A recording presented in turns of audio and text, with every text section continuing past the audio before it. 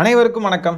இந்த திருப்போணத்தில் அஜித்குமார் அப்படின்ற ஒரு இளைஞர் காவலர்களால் அடித்து துன்புறுத்தி கொலை செய்யப்பட்ட சம்பவத்தை தொடர்ந்து விஜய் அவர்கள் அந்த குடும்பத்தை நேரில் போய் சந்திச்சிருக்காப்புல நேத்தைக்கு. முதல்ல பண்ணையார் பங்களாவை விட்டு வெளியே வந்ததுக்கே ஒரு வாழ்த்து தெரிவிக்கலாம், வாழ்த்துக்கள். ஆனால் என்ன அப்படின்னு நீங்கள் பார்த்தீங்கன்னா, இந்த இடத்துக்கு போனவர் ஏன் அவருடைய சொந்த ரசிகர்கள் பல இடத்துல இறந்தாங்க. மாநாட்டுக்கு வரேன்ற பேரில் 2 பசங்க பைக்கில் ஆக்சிடென்ட் ஆகி இறந்தாங்க. இன்னொரு இளைஞர் என்ன பண்ணிட்டாருன்னு பார்த்தீங்கன்னா, சென்னையில் இருந்து ட்ரெயினில் போயிருக்காப்புல இந்த மாநாட்டுக்கு. போகிற வழியில் ஸ்டாப்பை மிஸ் பண்ணிட்டார். மிஸ் பண்ணதுனால அடுத்த ஸ்டாப்பில் இறங்கி பொறுமையாக வராமல் அவர் இடையிலேயே குதிச்சிருக்காப்புல. குதிச்சதில் அடிபட்டு அவரும் இறந்துட்டாப்புல. இப்படி பல பேர் இறந்துட்டாங்க. அது மட்டும் இல்லாமல் புதுச்சேரியில் விஜய் ரசிகர் மன்றம் தொடங்கிய நாள் முதலே ஒரு நபர் பயங்கரமாக உழைச்சிருக்காரு விஜய்க்காக. அவருடைய பேர் சரவணன். இந்த மாநாடு நடந்துச்சு இல்லையா, அந்த மாநாட்டு பணிகளில் முழுமையாக அவர் ஈடுபட்டு இருந்திருக்காரு. வேலை பழுவால் மாநாட்டுக்கு ஒரு நாளைக்கு முன்னாடி மாரடைப்பால் உயிரிழந்துட்டார். அவருடைய இறுதி சடங்குக்கும் போகலை, அவருக்கு ஆறுதல் கூறுறதுக்காக அவருடைய குடும்பத்துக்கு நேர்லையும் போய் எந்த ஆறுதலும் தெரிவிக்கல. இந்த கபட நாடகம் அப்படின்னு பேசுவாங்க இல்லையா, கபட நாடகம்னு.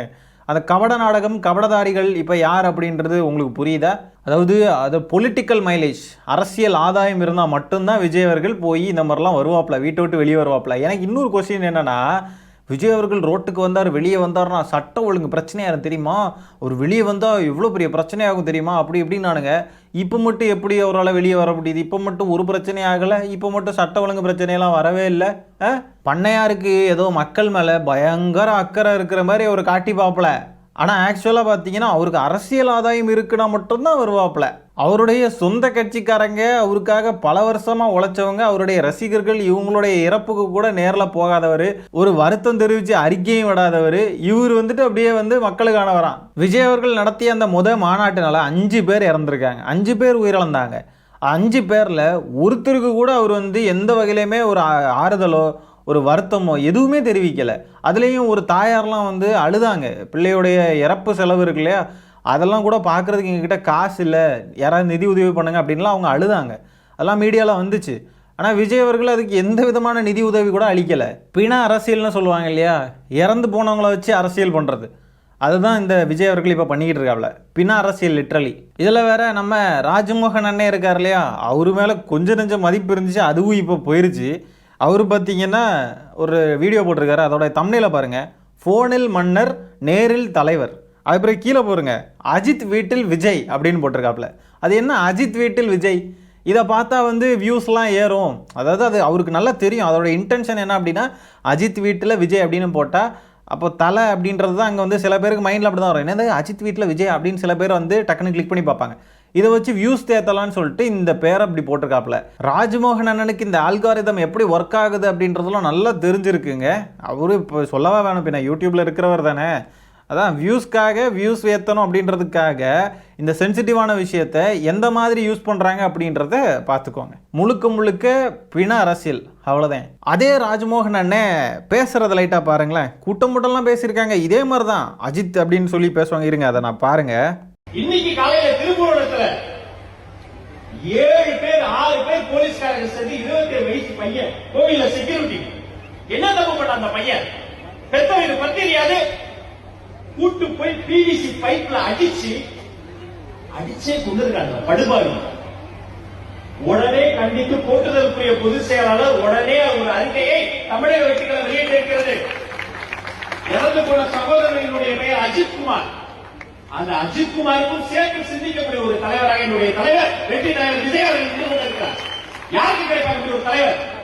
அது என்ன அஜித்குமாருக்கும் சேர்த்து பேசக்கூடிய தலைவராக எங்கள் வெற்றி தலைவர் இருக்கிறார்? அது என்ன அஜித்குமார் அப்படின்னா விஜயோடைய சினிமாவில் ஆப்போனண்ட் அப்படின்றதுனால அந்த பேர் கொண்ட ஒரு நபரையுமே நாங்கள் அவருக்காக குரல் கொடுத்து பேசுகிறோம். இப்படிப்பட்ட தலைவர் யாருக்கு கிடைப்பார் அப்படின்லாம் பேசுகிறாரு. விஜய் அவர்கள் தமிழ்நாட்டில் அரசியல் பண்ணணும்னு சொல்லி வந்துட்டார்னா தமிழ்நாட்டில் இருக்கிற ஒவ்வொருத்தருக்குமே அவர் பேசணும். அது யார் என்ன பேருன்றதெல்லாம் முக்கியமே கிடையாது. அது என்ன இந்த பெயர் இருந்தாலும் அப்படின்னு சொல்லி பேசுகிறாரு. இந்த மாதிரி இந்த பெயர் இருந்தாலும் விஜய் அவர்கள் பேசுகிறார் அப்படின்னு சொல்லி இதை வச்சு அரசியல் பண்ணுறது. அஜித் வீட்டில் விஜய் அப்படின்னு சொல்லி போட்டு அதில் வியூஸ் சம்பாதிக்கிறதுக்காக அதில் ஒரு அரசியல் லாபம் பார்க்கறது, இதையெல்லாம் மக்கள் பார்த்துக்கிட்டு தான் இருக்காங்க. தவைக்காரர்களே, அரசியல் ரீதியாக நீங்கள் ரொம்ப நெகட்டிவாக போயிட்டுருக்கீங்க. நீங்கள் வந்து என்னமோ பாசிட்டிவாக போகிறீங்க நீங்கள் பாட்டுக்கு நினச்சிட்டு இருக்கீங்க, ஆனால் நெகட்டிவான ஆட்களாக இருக்கீங்க. ரொம்ப கஷ்டம். இங்கே பாருங்க இது வந்து என்ன சொல்கிறதுனே தெரில. போய் இப்படி ஒரு பாதிக்கப்பட்டவங்களுடைய வீட்டுக்கு போன இடத்துல அதை ஃபோட்டோவும் எடுத்துட்டு அந்த ஃபோட்டோவை எடுத்து போஸ்டர் அடிச்செல்லாம் விட்டுறாங்க செவரா. அதுலேயும் பாருங்கள், புஷி ஆனந்த் ஈன்னு சிரிச்சுக்கிட்டு இருக்காரு பல்ல காட்டி, அப்படியே பாஜக 2.0. அதுக்கப்புறம் எங்கே பாருங்க, தென்காசி மேற்கு மாவட்ட கழக செயலாளர் அவரும் ஈடு சிரிச்சுக்கிட்டு இருக்காப்புல அந்த ஃபோட்டோவில். எதுக்கு இப்படி ஒரு விளம்பரம்? நேரில் போய் பார்த்துட்டாரு, சரி ரைட்டு. இதில் என்ன பெருமைப்பட வேண்டிய விஷயம் இருக்குது? நாங்கள் போயிட்டோம், எங்கள் தலைவர் மக்களுக்கானவர் பாருங்க அப்படின்ட்டு இதை ஏன் இப்படி வந்து விளம்பரம் படுத்தணும்? அரசியல் ஆதாயத்துக்காக தான் போயிருக்காருன்னு சொன்னால் உருண்டு அழுவானுங்க. இல்லவே இல்லை, எங்கள் அண்ணே அப்படியே எல்லாத்துக்கும் பிடுங்கி தள்ளிட்டார் அப்படிமானுங்க.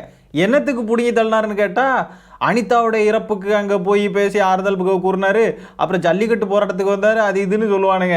இது எல்லாமே அரசியலில் வரணும் அப்படின்னு சொல்லி அவருக்கு அந்த ஆசை துளிர் விட்டுருக்கும் இல்லையா? இல்லைனா வந்து அங்கேருந்து ப்ரெஷர் பண்ணியிருப்பாங்க இல்லையா? அந்த ப்ரெஷர்லாம் வந்த அந்த நேரத்தில், அந்த ஒரு தருணங்களில் தான் நடந்த சம்பவங்கள் அப்போ விஜய் அவர்கள் இந்த மாதிரி பண்ண ஆரம்பித்ததே. அதுக்கு முன்னாடியெல்லாம் எங்கே போனார்?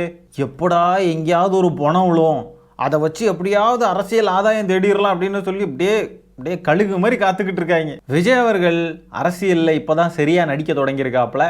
சினிமாவில் நடித்ததெல்லாம் மக்கள் பாராட்டினாங்க, ஆனால் அரசியலில் நடிக்கிற நடிப்பை மக்கள் ஈஸியாக கண்டுபிடிச்சி அப்படியே உதறி தள்ளிடுவாங்க. இதில் வர அணில்கள்லாம் என்ன சொல்லிக்கிட்டு இருக்கானுங்கன்னா, எங்கள் தலைவர் எப்படி போய் சந்திச்சார் தெரியுமா, யாருக்குமே தெரியாது, முன்கூட்டியே சொல்லலை, யாருக்குமே தெரியாமல் திடீர்னு போய் சந்திச்சுட்டு நைஸாக வந்துட்டார் அப்படின்றானுங்க.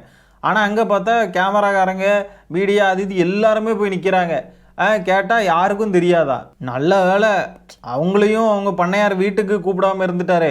உங்களுக்கு ஆறுதல் சொல்லணும், கொஞ்சம் வீட்டுக்கு வரீங்களா அப்படின்னு சொல்லி ஃபோன் பண்ணி கூப்பிட்டு வீட்டுக்கு அழைச்சி ஆறுதல் சொல்லாமல் விட்டாரே, நேரில் போக முடிஞ்சதே பண்ணையாருக்கு. அதை பாராட்டி தான் காணும், அதை கண்டிப்பாக பாராட்டணும். இங்கே பாருங்க, அந்த வீட்டில் போய் விஜய் கூட செல்ஃபி எடுத்துக்கிட்டு இருக்காங்க. செல்ஃபி எடுக்கிறது யார் தெரியுமா? ஜேடிவி இருக்கு இல்லையா, ஜேடிவியோடைய ஃபோட்டோகிராஃபர் செல்ஃபி எடுக்கிறாப்புல. விஜய் அவர்கள் அதுக்கு போஸ்ட் கொடுக்குறாப்புல. அப்படியே மக்களுக்காக போகிறவர், மக்களுக்காக வாழ்கிறவர், மக்களுக்காகவே இனிமேல் வாழ்க்கையவே கழிக்க போகிறவர். அவர் வந்து இப்படி தான் அங்கே போயிட்டு ஃபோட்டோவுக்கு போஸ்ட் கொடுப்பார் மக்களே. அதுமாரி அங்கே போய் அங்கே எடுத்த ஃபோட்டோவை வந்து அப்படியே எடுத்து போஸ்டர் அடித்து ஊரெல்லாம் ஒட்டுவாங்க. இவர் மக்களுக்காக வந்தவர், எல்லாருமே பாருங்க அப்படின்னு சொல்லி விளம்பரப்படுத்திக்கிட்டு இருப்பாங்க. இன்னைக்கு சமீபத்தில் வந்த செய்தி, புதுச்சேரியில் நெல்லித்தோப்பு பகுதியில் கந்து வெட்டி கொடுமை தாங்க முடியாமல் தாவேகா தலைவர் விஜய்க்கு நெஞ்ச உழுக்கிற வகையில் கடிதம் எழுதி வச்சுட்டு தாவேகாவுடைய உறுப்பினர் ஒருத்தர் தற்கொலை பண்ணியிருக்காப்புல. இதுக்காக விஜய் அவர்கள் மனம் வருந்தி அறிக்கை விடுவாப்லையா? இதுக்காக அந்த இறந்து போன பையனுடைய வீட்டுக்கு போய் ஆறுதல் கூறுவாப்லையா? இல்லைனா யாரால் பாதிக்கப்பட்டாரோ இந்த நபர், இந்த தற்கொலை செஞ்ச நபர், அந்த பாதிப்பை ஏற்படுத்தின நபர் மேலே வழக்கு தொடுப்பாரா விஜய் அவர்கள்? வாய்ப்பே இல்லை ராஜா. இந்த நபருடைய வீட்டுக்கு போய் 2 லட்சம் பணம் வழங்குவாரா? ஐயோ, 250 கோடி ரூபா சம்பாதிக்கிறவருப்பா, 2 லட்சம் ரூபா. எப்படி பாருங்களேன், அவருடைய மனசு எந்த அளவுக்கு இருக்கு பாருங்க. 2 லட்சம் ரூபா கொடுத்துருக்காரு, அதுவும் அரசியல் ஆதாயம் நமக்கு கிடைக்குமா இதில் அப்படின்னு டிக் போட்டுட்டு தான் அதுக்கு வந்து அவர் 2 லட்ச ரூபா கொடுத்துருக்காரு. இதே அவருடைய சொந்த ரசிகர் இப்போ இவருக்கு வந்து 2 லட்ச ரூபா கொடுப்பாரா? சரி, கொடுக்குறதும் கொடுக்குறாரு, அந்த 2 லட்சத்தை இவருக்கு கொடுப்பாரா? வாய்ப்பே கிடையாது. ஏன்னா இதில் அரசியல் ஆதாயம் அவருக்கு கிடையாது. அப்படியே அவருக்கு பறந்து விரிந்த மனது அப்படின்லாம் அணில்கள் பேசிக்கிட்டு இருக்கானுங்க. இந்த நபருக்கு கொடுக்க சொல்லுங்க பார்ப்போம், நாங்களே கேட்குறோம், கொடுங்கப்பா பாவம். கந்து வெட்டி எடுக்கிற நிலைமைக்கு ஒருத்தர் தள்ளப்பட்டிருக்கார் இல்லையா? அப்போ அவர் ஏழ்மையில் இருக்கிற ஒரு நபராக தானே இருக்கணும். விஜய் அவர்களுடைய கட்சிக்காரர் தானே, அவருக்கு உதவிட்டு பார்ப்போம். உங்கள் விஜய் அவர்கள் அப்படி மக்களுக்கானவர் அப்படின்னா முதல்ல தன்னுடைய சொந்த கட்சிக்காரனை, சொந்த ரசிகனுக்கு ஒரு பிரச்சனைனா போய் உதவிட்டு பார்ப்போம். வாய்ப்பே கிடையாது. அடுத்ததான் இன்னைக்கு வந்திருக்கக்கூடிய எக்ஸ்க்ளூசிவ் நியூஸ் என்னன்னு பாருங்க. திண்டுக்கல்ல அரசு ஊழியரை மிரட்டி பணம் பறிச்ச வழக்கில் தாவேகாவுடைய பெண் நிர்வாகி ரீதா அப்படின்றவங்க கைது செய்யப்பட்டிருக்காங்க. திண்டுக்கல் ரீட்டா கேள்விப்பட்டிருப்பீங்க, தாவேகாவுடைய ரீதா கேள்விப்பட்டிருக்கீங்களா? பாருங்க, திண்டுக்கலை சேர்ந்த ஒரு நபர், அவருடைய பேர் பார்த்தீங்கன்னா முருகானந்தம். இவர் வந்து பழனியில் இருக்கிற பொதுப்பணித்துறை அலுவலகத்தில் என்ஜினியராட்டு வேலை செஞ்சுக்கிட்டு வந்துட்டு இருக்காரு. திண்டுக்கல் சின்ன ஐயங்குளம் பகுதியை சேர்ந்த வடிவேல் அப்படின்ற ஒருத்தருடைய மனைவி தான் இந்த ரீதா. இவங்க வந்து தமிழக வெற்றி கழகத்தில் நிர்வாகியாட்டு இருக்காங்க. முருகானந்தத்துக்கும் ரீதாவுக்கும் இடையே பணம் கொடுக்கல் வாங்கல் தொடர்பாட்டு முருகானந்தத்தை ரீதா அவதூறாக பேசி கொலை மிரட்டல்லாம் கொடுத்துருக்காங்க. பார்த்துக்கோங்களேன், பாஜகவுடைய அதே ஃபார்முலா, அதே பேட்டர்ன் இங்கேயும் ஃபாலோ ஆகுது பாருங்க. ஸோ அந்த முருகானந்தம் அப்படின்ற நபர் காவல் நிலையத்தில் போய் கம்ப்ளைண்ட் கொடுத்துருக்காரு. அதை தொடர்ந்து வழக்கு பதிவு செஞ்சு இந்த ரீதா அப்படின்ற நபரை வந்து கைது பண்ணியிருக்காங்க. இதில் இன்னொரு ஹைலைட்டான விஷயம் என்னன்னு பாருங்க, ரீதா மேலே ஏற்கனவே தாடிக்கொம்பு, திண்டுக்கல் மேற்கு காவல் நிலையங்களில் பல்வேறு வழக்குகள் நிலுவையில் உள்ளதா சொல்லியிருக்காங்க. மக்களுக்காக வந்தவர்கள் ஆகியோடா எத்தனை அக்யூஸ்டு கட்சியில் ஒரே அக்யூஸ்டாக இருக்காங்க. எங்கே திரும்பி பார்த்தாலும் ஏதாவது ஒரு குற்றம் பண்ணுறவனா தான் இருக்கானுங்க. பேசிக்கலி அத்தனை தாவேக்காரனுங்களுமே அபியூசஸாக இருக்கானுங்க. அது வேற கதை. இன்னொரு பக்கம் பார்த்தா குற்றம் செய்யக்கூடிய நபர்கள் அத்தனை பேர் கட்சியில் இருக்கானுங்க. ஐயோ, பாஜகவுடைய அதே இதுதாங்க, பாஜக பார்ட் 2. ஆட்சிக்கே வராமல் கொலை மிரட்டல்லாம் கொடுக்குற அளவுக்கு தைரியம் இருக்குது இவங்களுக்கு. இவங்க ஆட்சிக்கெல்லாம் வந்தால் அவ்வளோதான், தமிழ்நாட்டை சுடுகாடாக மாற்றி விட்டுறாங்க. பண்ணுற தப்பெல்லாம் இவனுங்க பண்ணுறது, கத்தியை தூக்கிட்டு சுற்றுவானுங்க. அப்புறம் வந்து இந்த மாதிரி கொலை மிரட்டல் கொடுக்கறது, எல்லா பொறுக்கித்தனமும் எல்லா அயோக்கியத்தனமும் இவனுங்க பண்ணுறது. பண்ணிக்கிட்டு ஏதாவது அசம்பாவிதத்தை நிகழ்த்தி விட்டுக்கிட்டு அப்புறம் பாருங்கள், சட்ட ஒழுங்கே சரியில்லை, காவல்துறை இப்படி இருக்காங்க பாருங்கள், இப்படி கவர்மெண்ட் இப்படி இருக்காங்க பாருங்க, என்ன ஒட்டு மொத்தமாக எல்லாரையும் பிடிச்சி ப்ளேம் பண்ணி விட்டுறது. பொறுக்கித்தனம் பண்ணுறவனுங்க, அக்யூஸ்டாக இருக்கிறவனுங்க, முள்ள மாதிரி தனம் பண்ணுறவனுங்க, ரவுடி பயலுங்க, கொலகாரனுங்க, போக்சோ கேஸ் வாங்குறவனுங்க, இப்படி அத்தனை பேருமே ரவுடி பயல்களுடைய கூடாரம் மட்டும் தாவேக்கா திகழுது. இந்த லட்சணத்தில் தான் மாற்று அரசியல் கிழிக்க வந்திருக்கானுங்க. ஆரம்பிக்கவே இல்லை, அதுக்குள்ளேயே அலப்புறையை காட்டுறீங்களா நீங்கள்? சரி மக்களே, இந்த காணொலியை நான் இதோட என் பண்ணிக்கிறேன். உங்களுடைய கருத்துக்கள் என்ன அப்படின்றத இந்த கமெண்ட்டில் பதிவு பண்ணுங்கள். வீடியோவை நான் இதோட என் பண்ணுறேன். நன்றி, வணக்கம்.